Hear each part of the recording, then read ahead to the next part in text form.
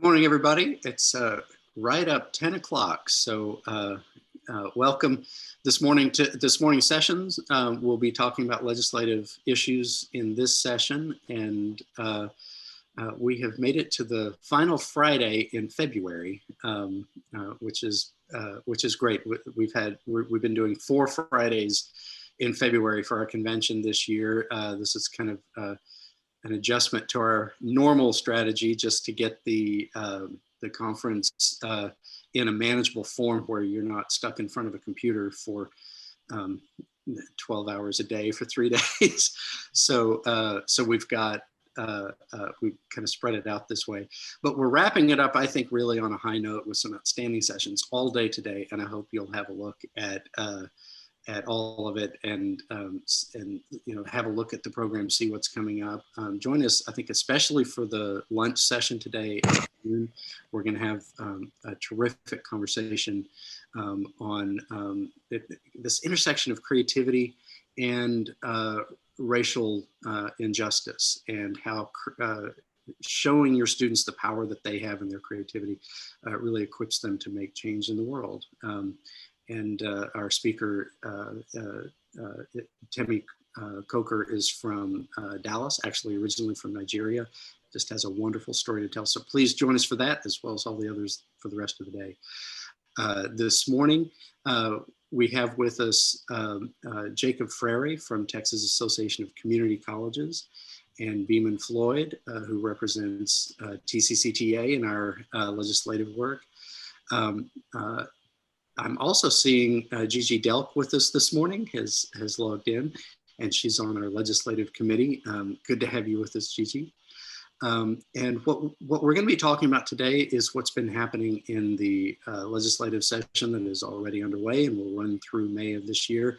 This has got to be the strangest session I've ever seen. And we want to unpack a little bit about how that's going. How do you do a legislative session in the middle of a pandemic? And then get into the priorities and issues that we're focusing on this session. So Jacob, Beaman, thanks for being with us. Let me ask first, Jacob, if you could give us maybe just a level set of what the legislative session is looking like from y'all's point of view. What are the, how have y'all approached it? And especially given the pandemic, what sort of logistical issues have you dealt with? How are you engaging with legislators, providing testimony, getting feedback to legislators, that kind of thing? It's a lot to figure out, and but I think we're well underway. So what are you seeing? Yes, thank you, Dr. Moore. So first of all, let me say good morning to everyone, and it's good to be with you, even through this medium now of our virtual discussions.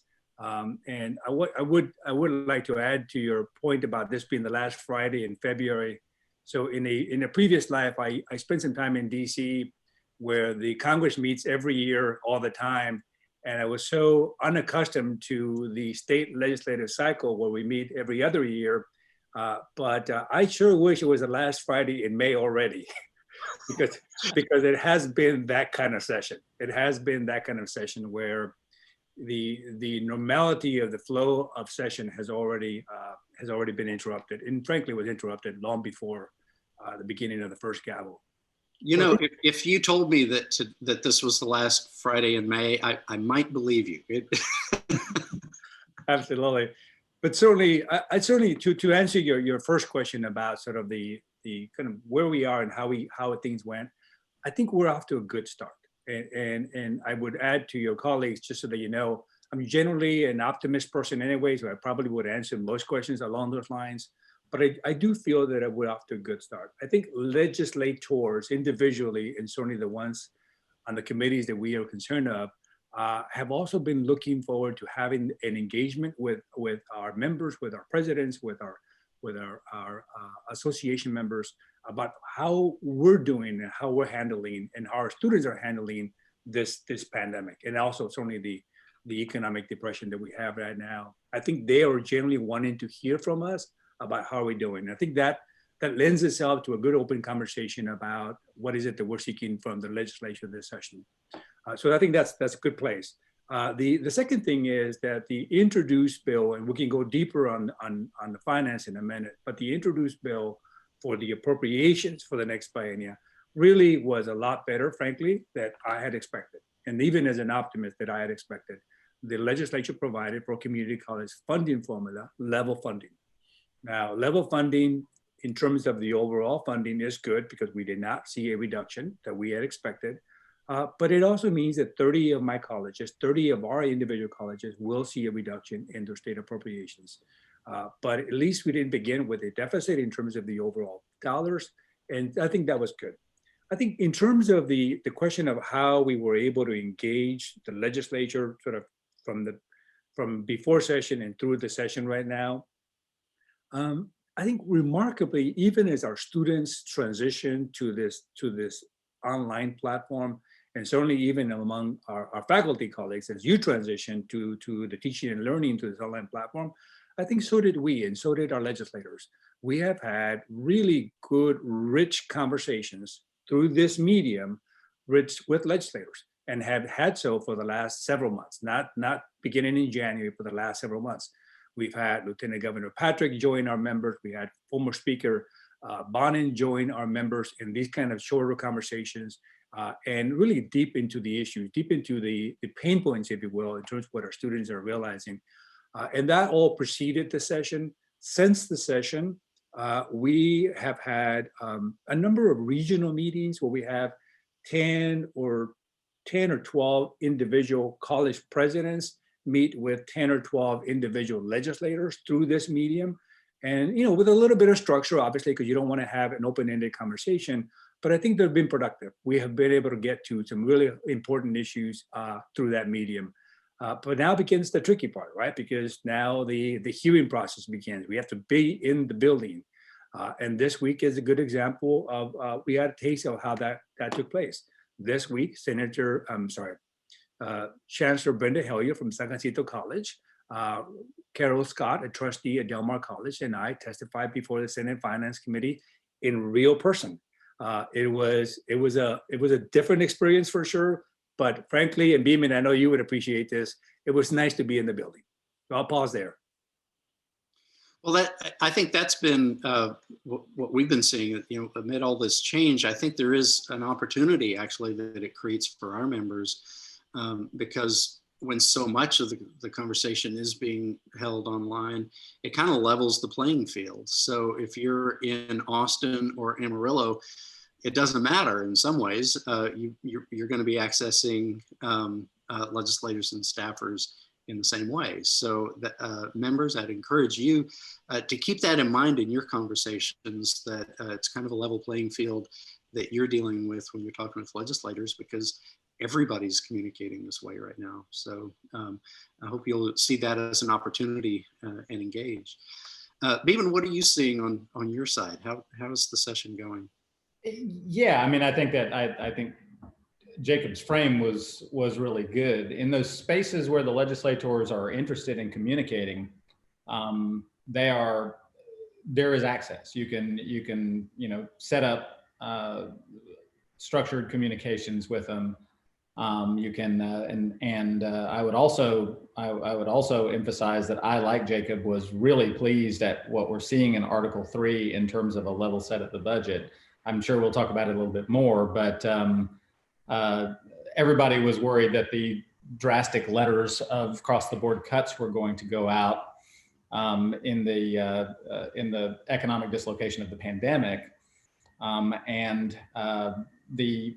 it's kind of an interesting cocktail that we have with education, because there have been significant federal relief dollars for education, and because you guys are recognized as important in what you do, and a primary building block in recovery. I think that the legislature took a beat and thought about it when they prepared this budget, and did what we think is very much the right thing in terms of the preliminary budget. And so, as we all know, the way budgets are done, that the sort of filed bill swing at the budget is the first offer, and then the work begins. And Jacob and his crew represented that first formal response to the filed budget, going in and talking before the committee.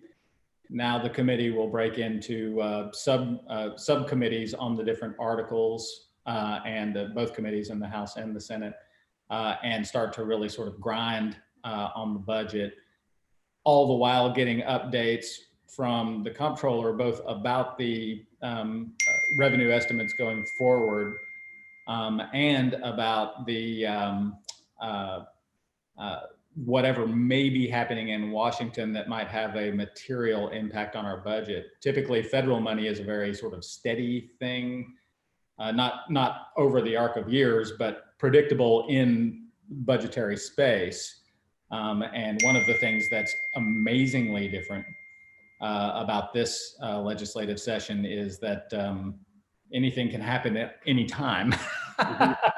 because the pandemic is not just a Texas thing, but a national thing. And we all, flip on CNN, not during this conversation, but after. And you can see the real time negotiations on the next tranche of federal dollars. And so it's a little different. Yeah, and that timing, and if y'all can silence your notifications, that'll help.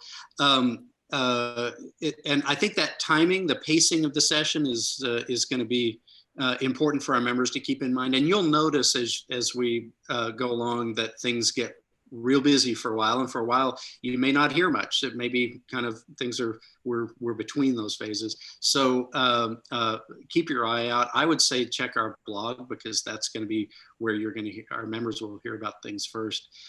As well as other sources of information like the Texas Tribune, which is an outstanding source of information. The TAC website has good data on it. So make sure you're up to speed on what's happening. We send out emails at key times when it's like, now would be a good time to contact your legislators to reinforce the messages at the time when decisions are being made. So let's get into the funding question, which is always the 600-pound gorilla in our legislative efforts. We have other things we'll get to, but let's talk about that first. I think that our real focus during the interim has been, how do we position ourselves to make the case that, when there's a pandemic going on, our colleges were under a lot of stress, and we wanted to go to the legislature with a message that says we are going to be central to any sort of rebound from the economic impact that we've been feeling. And I think our colleges have just a remarkable story. I have talked with so many members about what's going on at their colleges and what they're doing in their communities to help equip people on the ground to respond. It's just been extraordinary, and that gives us a lot of ammunition going into the legislature to make that case. Jacob, how are you approaching it? You said that we've got steady funding, which I think is already a win right there, but we still have work to do. What's the case that you've made? How have you framed it to let the legislature know that we need to be a priority? So the frame changed for us. It changed for us at the back end of 2020. So going into the fall and late summer, early fall months, there was some level of optimism nationally and within Texas community colleges. The community colleges would actually have a windfall of student enrollments because students were going to, quote, stay home, not enroll at the regional universities, or certainly some of the national universities. And what we learned from the pandemic is it really hit our students, community college students, a blow in the gut. And so, it knocked the wind out of our students, and understandably so, because they had not just transitioned virtually, but they had income loss. Students lost income. So they didn't have enough dollars to pay for tuition and fees and textbooks. They didn't have enough dollars to pay for tuition, fees, and textbooks, and housing and transportation and living expenditures. And so for our colleges, what we learned at the back end of 2020, this is late November, December, is that community colleges across the nation saw about a 10% decrease in enrollment. For community college in Texas, and so nationally it's about 10% in Texas, it was 8.9%, so just shy of 9%. it changed the frame for us because we knew that we needed to then come in and make a compelling case for not just level funding, but for level funding really meant that the state was paying us a higher per student or per contact hour reimbursement rate. And for those of you who have been around and been following this for a long time, the contact hour reimbursement rate is actually sort of gone in the opposite direction of going down over the years. And so for us, I think it was a compelling case for us to say, yes, we saw enrollment decreases this term, but you're funding the next biennium. You're funding for the next 2 school years. And in those next 2 school years, every reason we have to believe that we will see those enrollments not just return, but we might see the surge in enrollments that we frankly saw with the last Great Recession, right? In 2011, we saw community college increase go up double digits. And at that point, there was no state funding for us to be able to get reimbursement. So I think that changed the frame. If you look at the details of Senate Bill 1, our contact hour reimbursement rate actually did go up, because we saw a 5%, we saw actually a 5.5% reduction in contact hours production, for the lack of a better term, and yet the dollar stayed the same. So in terms of Senate Bill 1, we are now being paid just a slightly higher rate on the contact hours. And I think that's an important narrative for us to build on. It means that the legislature knows that they're going to have to pay us more on a per hour basis for us to be able to keep those dollars.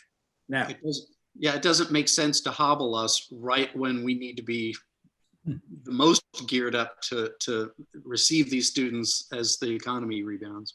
Right. But now I do want to then talk about sort of the bad stuff. The bad stuff is that because many of our colleges see substantial reduction in enrollments, and frankly, some of our colleges had not just double-digit decreases, but double digits, high teens, double digits.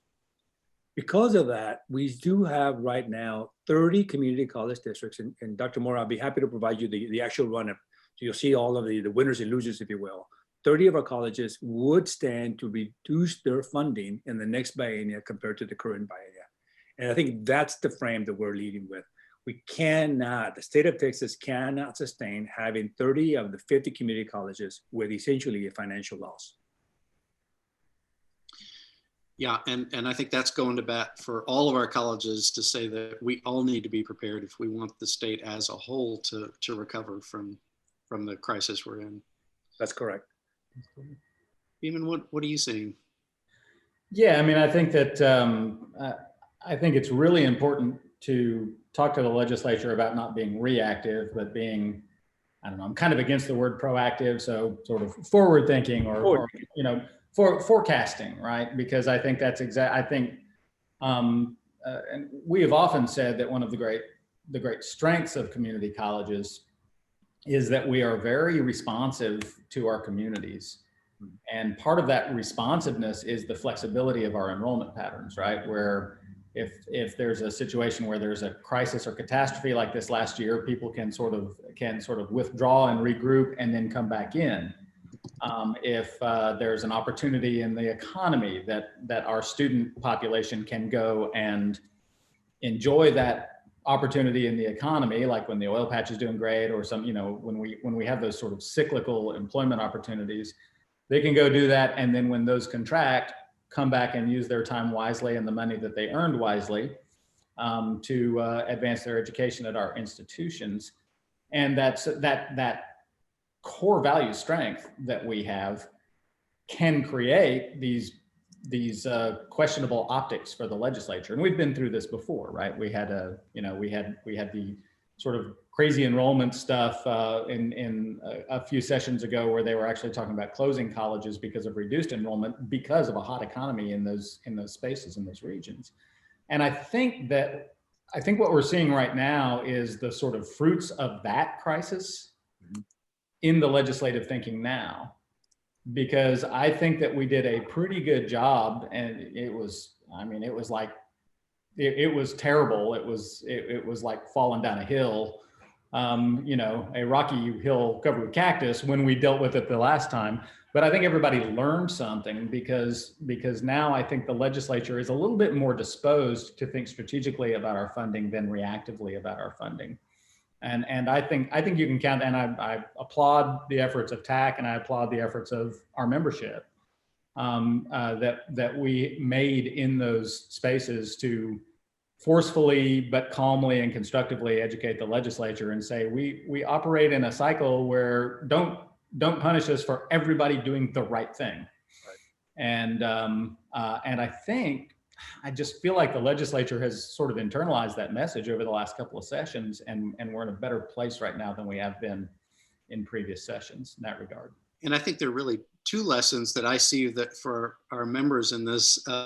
One is just the value of personal communications with your elected officials, because you can really only do that and have a big effect if you have those relationships where you're familiar, our issues are familiar, we're not starting from zero every time. And the other thing is we need to understand we're in this for the long game, and that when something happened several sessions ago, it may be now that we really see the impact of all of our work. And so let's take that big picture while at the same time dealing with today, because we got to get through this current crisis. So it's sort of a both and. In some ways, I think our bumper sticker is flexibility is not volatility. Right. Flexibility is flexibility. Like our mission's a long arc mission. And so don't confuse the flexible relationship that we have with our communities with volatility. So I would totally agree, Beaman. If I might add, Richard, to that point, I think over the years, and this is really directly a credit to the engagement of your members and our members with legislative leaders, is that we have created standing. The community colleges are agile. I mean, so to your point, Beaman, about flexibility, that we are agile, that we are responsive to community needs, to state needs. And whether it's Republicans or Democrats, senators or House members, there is a focused concern that we need to address the economy, right? So they're concerned about the health crisis, no question about it. But right after the health crisis, they're concerned about the economy, and they see us as an agile institution of institutions that can be benefited, that can help them address that issue.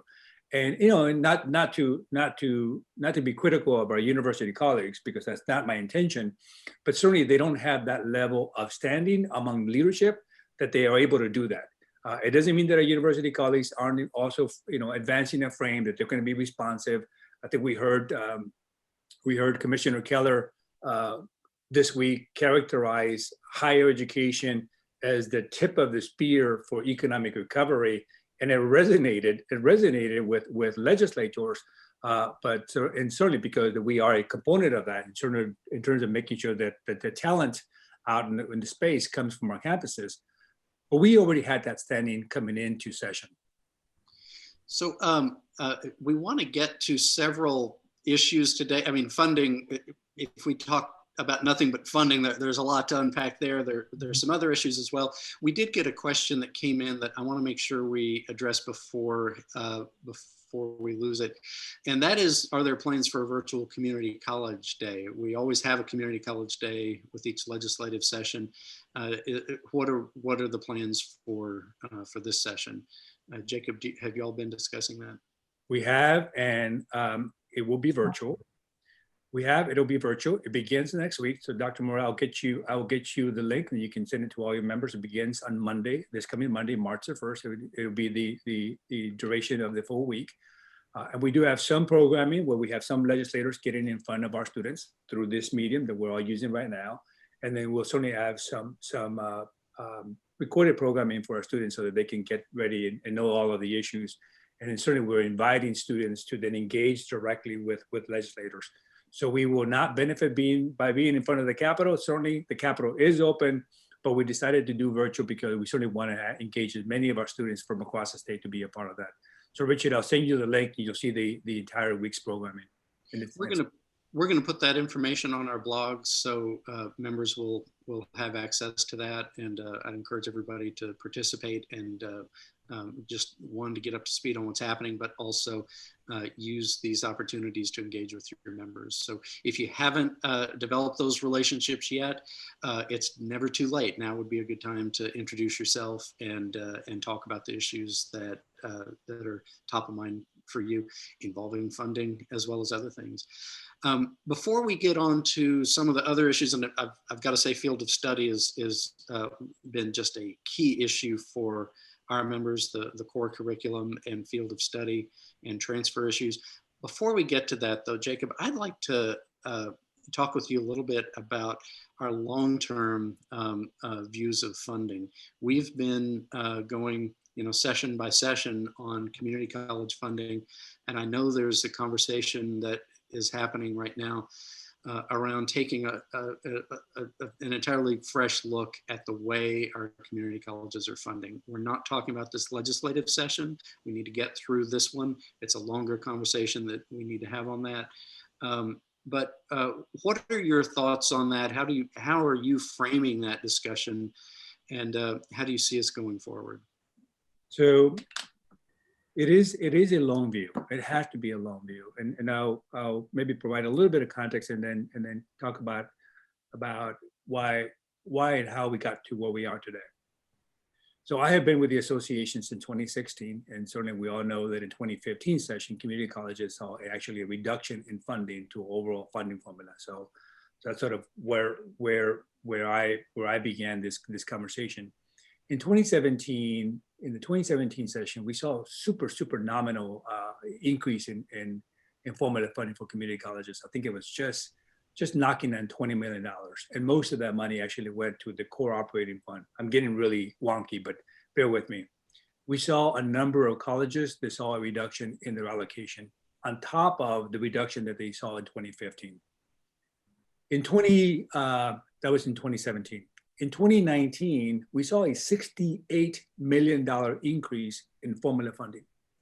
And even with a $68 million increase, which is not a lot of money, but it's still not insignificant, we saw 11 community college districts see a reduction in their funding. 11. And certainly, I just talked about how this current SB1 has 30 of our colleges in the red. So we believe that it's important for us to not just continue down the same process of sort of nickel and diming our colleges to the point where we just get enough and we just get enough. The largest component of our formula funding was created in 1973. I was 8 years old, just barely beginning to understand some of the things that we talk about, right? So we are recommending, we are advancing a conversation where the state would have an opportunity in this session, 2021, and this is going to be a lean session. So even if we get the funding that we're requesting, we're not going to get hundreds of millions of dollars in increase. In this session, that the legislation would authorize a formal state commission to look inward at community college finance with two goals. The first goal is to look at what is the role of the state appropriations for community colleges, knowing that about 45% of our overall funding, including debt service, but about 45% of our overall funding really comes from local property tax revenue, right? So we're a local taxing district. We receive funds from local property taxes, and then just under a quarter of our funding comes from tuition and fees. So we wanted to make sure that this commission looked under the hood and said, what is the state funding component and what is the role of that? And how do we then think about how we fund students coming to community colleges? But the second and equally important goal is for the state to then take a hard look at what is the appropriate funding threshold that the state should have for community colleges. So not back to 1973, but back to the mid 80s, the state provided 60% of the instructional costs at community colleges. Well, we're now just shy of 25%. It's 24.9%, right? And so it would be difficult for me to go to the ledge and argue that we need to go back to 60% over the next two sessions and for them to say, yeah, fine, well, yeah, we're not going to do that. But I think if we have a meaningful, thoughtful, methodical process of identifying that threshold, then we might be able to get the legislature to say, and I don't even know what that threshold is, but whether it's 30% or 40% or even 50%, for the state to be able to say, then how do we get to that threshold? They did that in a way with HB3, with public school finance, right? So one of the compelling narratives as the legislature was dealing with HB3 in the 2019 session was that the percentage of state funds for K-12 had gone down well under, I think it was under 35%. And there was some level of bipartisan consensus that it needed to be closer to that 50%. So the state share would at least meet the local taxpayer dollars. That's part of our thinking for that commission. In the ideal world is that a commission will be authorized in the 2021 session. That commission would come together because they would be elected officials that make the appointments in the fall of 2021. They would meet in earnest for about a 12, 14-month period, and then they would make recommendations to the Legislative Budget Board and to the next legislature late 2022, coming into the 2023 session. And so then in the 2023 session, the legislature now would benefit with some recommendations about state appropriations that are adequate, not just for community colleges for that biennium, but that are adequate for the next generation of community college students coming through our campuses. So this is really taking a long-term view, and also going back to the whole thesis of community college funding. Members, you can hear this is different from just how do we tweak the formula or something like that. This is really taking a wholesale inventory of the whole process. Yeah, and I would just add as a sort of tail postscript to that. We're involved in a really giant systemic thing because Texas, as we often say, both proudly and derisively, we're operating on the 1876 Constitution. Our fundamental paradigm for running Texas is sort of an agrarian paradigm, and this sort of centrality of property taxes in these sort of core community spaces is an agrarian paradigm, right? And it's a 19th century concept that we carried more or less successfully through the 20th century. And now there's just a lot of strain. And when Jacob rightly points out those changing ratios of state effort and local effort, it's important for our membership to understand, both as community college members and faculty and as citizens of Texas, that you can't compartmentalize. You can't say, oh, property taxes are terribly high, but your state taxes are low, so the state is good and the locals are bad. Because there's been a shift of responsibility into that local space for years and years. We've balanced the state budget on increased reliance on property taxes as property values have grown. And so I love this constituency and the people that are on this call, because y'all are big system thinkers, and the feedback that we need to give to legislators is this is a big system thing, and we're really committed as your constituents to understanding this, and we need you to be too. And so I think we're going forward into a really interesting space where we are a really critical window into the broader space of the way Texas works. And the way Jacob, could you maybe walk through your notion of how something like this might work, just the mechanics of, what time frame are you looking at, who would be involved, that kind of thing. I will say, just as a preface, to members, our executive committee and our legislative committee have been talking about this issue and engaging with TAC and the trustees on it. So we want to make sure that y'all's viewpoint is included. So we've got these committees helping to provide that, but also as we go along, we'll keep you updated, and we really need to hear from members. So as we go along, please keep your ears open for this and weigh in on it as it unfolds. So our thinking is parallel tracks. So if you look at just our community of stakeholders at community colleges, certainly your members within faculty, a strong and important cohort of our stakeholders at community colleges. We have our presidents and chancellors that have their own sort of levels of accountability And then in Texas, we have the benefit of locally elected boards of community colleges that come from all walks of life. We intend to have an internal working group of all stakeholders that meets amongst ourselves to hash out some of the issues, and I'll get into some of the specifics now. So one of the first decisions that we need to make, as an example, is a decision of what is the scope that we believe would be fruitful for the commission to tackle.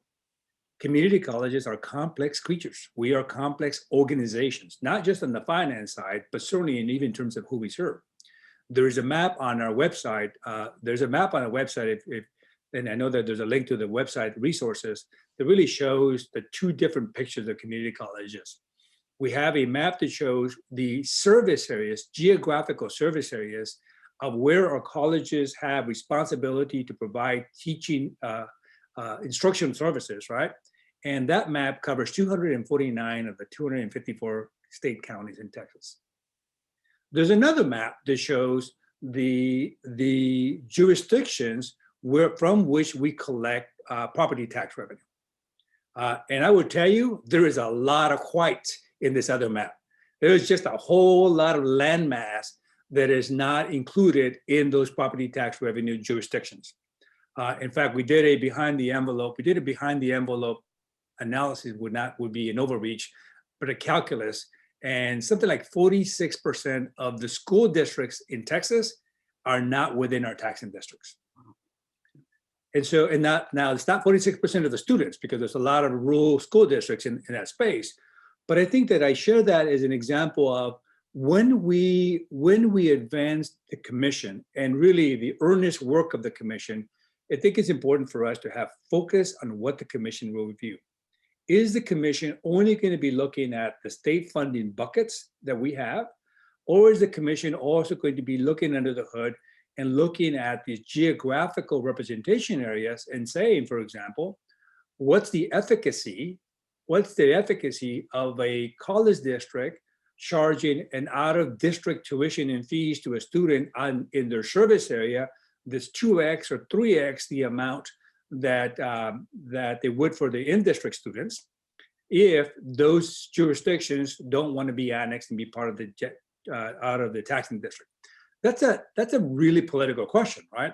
And so I think what we want to be able to do is have those conversations internally within the family, and then make some recommendations to the commission so that the commission then has some level of grounding and analyses before they go to that space.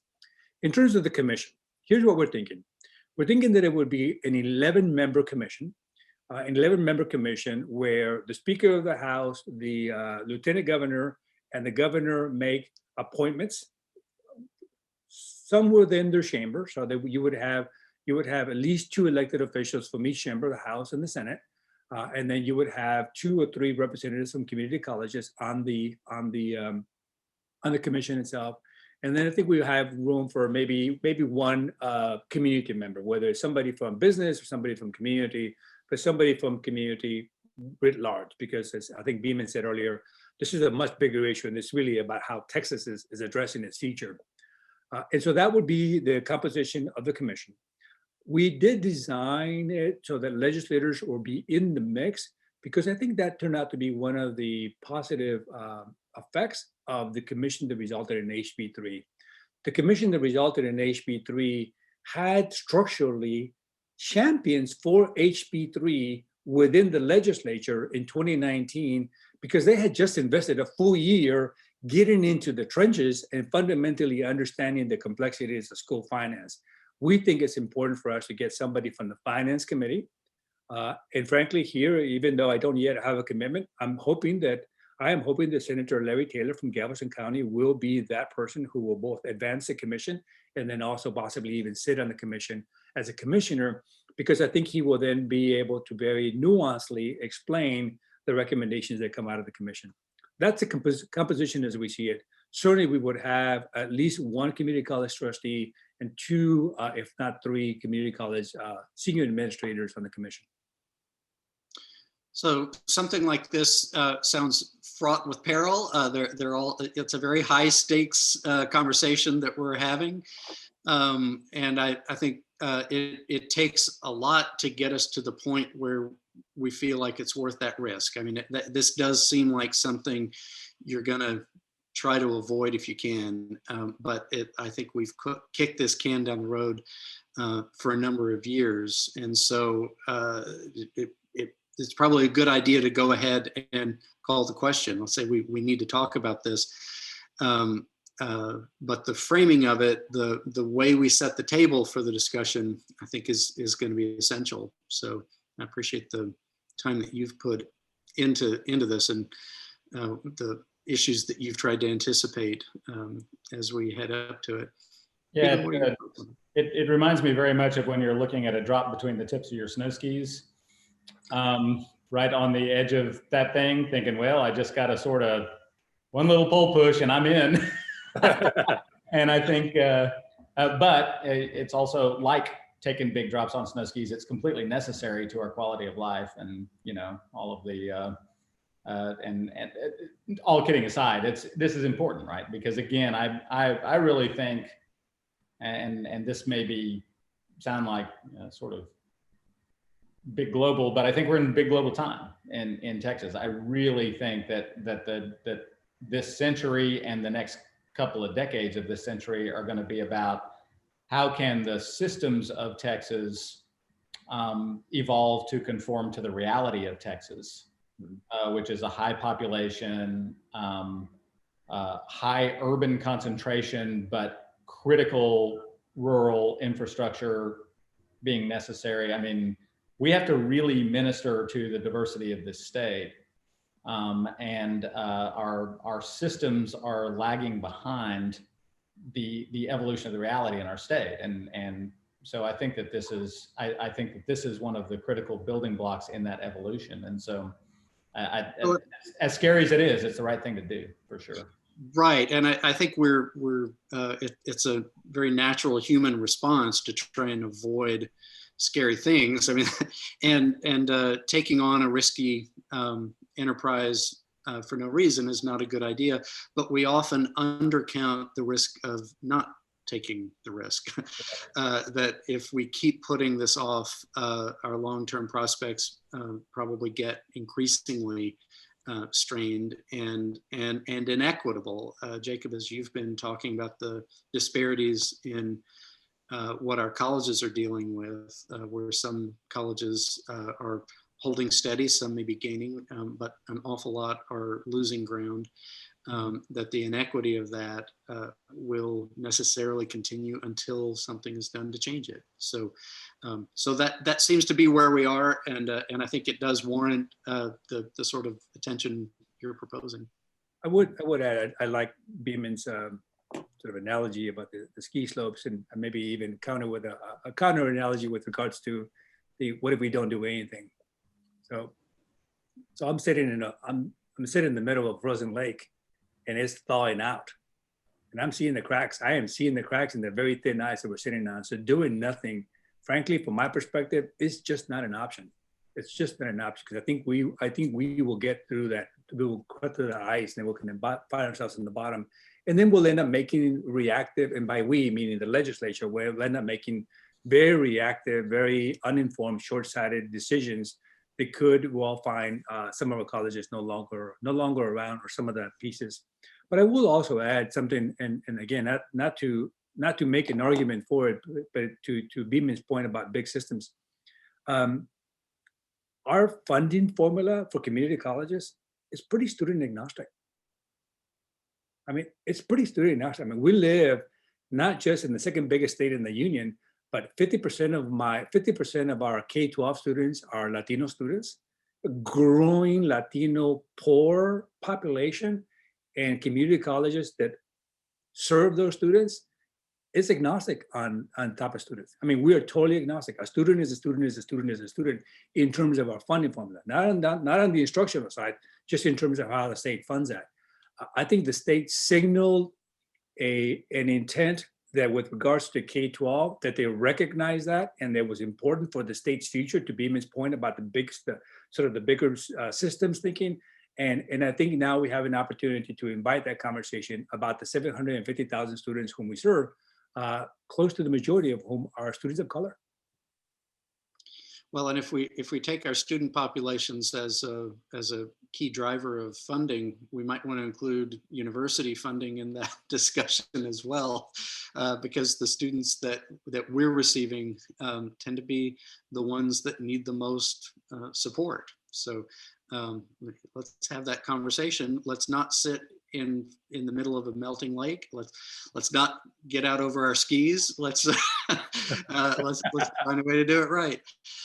We have just a few minutes remaining, and I do want to make sure we get to some other issues. Key among them, I know among our members, has to do with the question of field of study and the core curriculum. Work was done on this last session. A bill was introduced that we saw lots of issues with, and we were able to hold things off and do some interim work that I know, Jacob, you were centrally involved in, to make changes to the way we approach the core, and it has implications for the field of study as well. Could you talk about what was done during the interim and where we are on that? Certainly. So Commissioner Keller reached out to us actually pre-pandemic. So it would have been a year ago, February, pre-pandemic. Reached out to us, and on the university side, he reached out to Dr. James Hallmark, who's I think is Executive Vice Chancellor for Academic Affairs for the A&M system, and essentially invited a conversation for two-year colleges and four-year universities to come together and really have an offline, and by offline meaning not a formal advisory committee that was statutorily set, but an advisory committee of volunteers, and we did. And so we had four of our colleges plus myself represented, and then Dr. Hallmark had four universities plus himself represented. And the coordinating board's functionality throughout this process, we started meeting in April. We had our last meeting in October. So in that instead of 7-month period, the coordinating board's functionality was really to facilitate the conversations, provide the data and the analysis of the data, because we kept asking for more data. And we were asked to think about what might be a new framework for transfer efficacy that could be designed, and that could be designed outside of new statutory is required. Because the legislature, you remember in 2019, had just passed Senate Bill 25. And so I think Dr. Keller's thinking was, we have SB 25, we still have to implement all of the pieces. What else can we do? But what else can we do that might be under the auspices of administrative rule, where he now has responsibility? In those discussions, we agreed that there might be an opportunity for us to think about a 60 credit